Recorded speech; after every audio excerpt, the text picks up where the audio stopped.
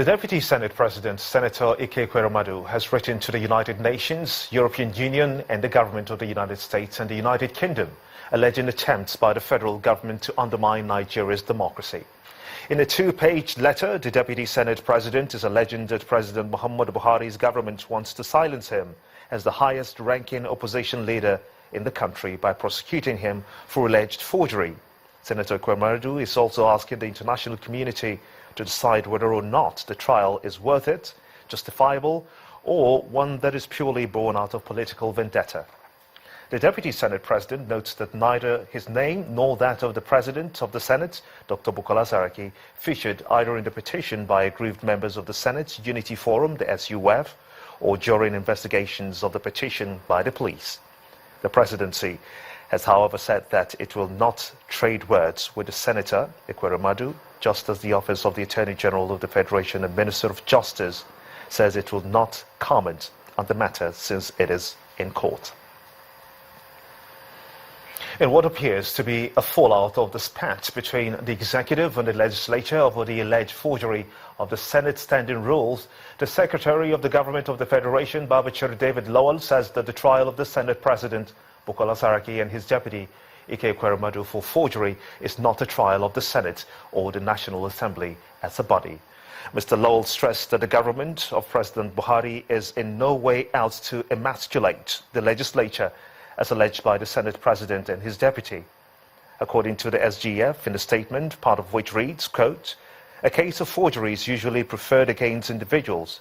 This is not different, as was the case with a former Speaker of the House of Representatives who was accused of certificate forgery.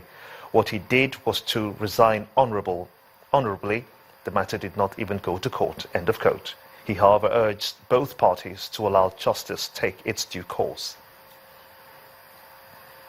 And in a swift response, the Senate has disagreed with SGF's position. The Senate is not on trial in the case of forgery against the Senate President and his deputy.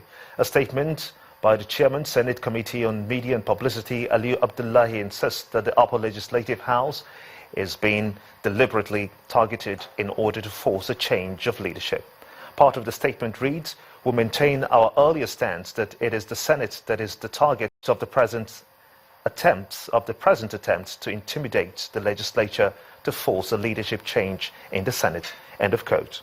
Senator Aliyu added that contrary to the SGF's claims, neither Dr. Saraki or his deputy, Senator Ekweremadu, were mentioned by petitioners, the statements of those interviewed by the police or in the police report.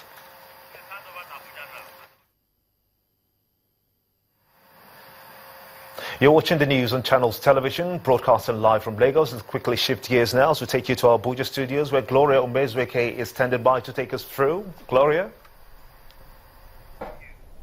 Hello again, Bar. Good to see you and welcome to Abuja. All suspended elections in Rivers, Imo, Kano and Kogi states are to be concluded before July the 31st, 2016. This was revealed by the Independent National Electoral Commission, INEC, Professor Mahmood Yakubu, at the second quarterly meeting with resident electoral commissioners in Abuja. He also announced the Commission's readiness to conduct the end-of-tenure governorship elections in Edo and Ondo states, adding that 100,000 persons registered in both states during the recently concluded continuous voter registration exercise took place. We have started the processes of consultation, which will lead to the final determination of the exact dates, not later than the 31st of July, for the conclusion of the elections in the 4 states I mentioned, with a meeting of the political parties. And yesterday we met with the security agencies. Today it is the turn of the resident electoral commissioners, and then tomorrow we'll have the National Stakeholders Forum. Preparations are in top gear, and as a prelude, we have fulfilled one constitutional requirement that says we should review our register before the conduct of the governorship election. We have just concluded that exercise in Edo State, and it was highly successful. even though we had agitations for people clamoring to come back to register. But of course, we had a successful outing. For those forecasting a bleak future for Nigerian businesses in the wake of UK's exit from the European Union, the British government has asked them to be optimistic, while conceding that there has been an initial volatility in the British Stock Exchange following the referendum. The British High Commissioner to Nigeria, Mr. Paul Arkwright, explains that the foundation of the British economy remains intact. The High Commissioner was speaking on our breakfast show, Sunrise Daily.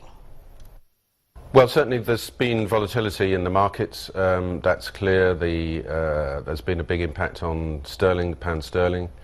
But I've also been noticing that businesses are saying we carry on. Certainly, as I said, for the next 2 years, there is no question that anything will change as far as business is concerned. There will be continuing strength of the British economy, plenty of good reasons why businesses should continue to work, to thrive, to employ people in the UK. And of course, those relationships that I talked about, the key relationship, or the trade relationship, the market relationship with the European Union, will need to be worked out in the next 2 years. So I think sensible businesses are waiting to see what will happen and not taking any rushed decisions, are making their views clear, which of course is their right.